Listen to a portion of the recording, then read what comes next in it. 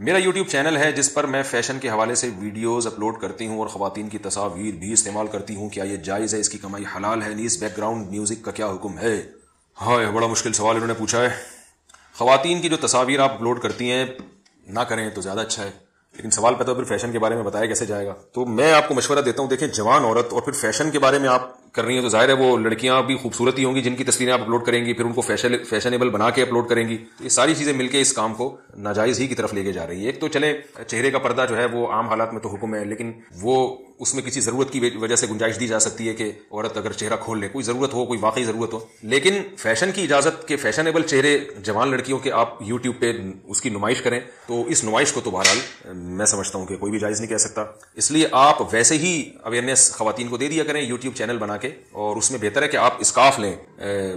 اگر آپ ایجڈ خاتون ہیں تو یعنی چہرہ کھولنے کی بھی گنجائش دی جا سکتی ہے.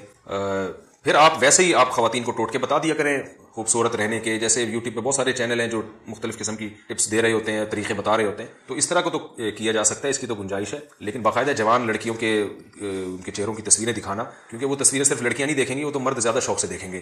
وہ فتنے ظاہر ہے، اس میں تو فتنے کا اندیشہ ہے.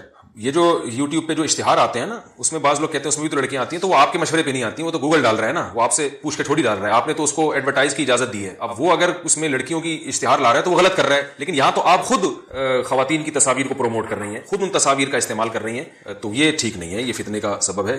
اس کو آپ شرعی حدود کے اندر رہ کر یہ کام کر سکتی ہیں آپ.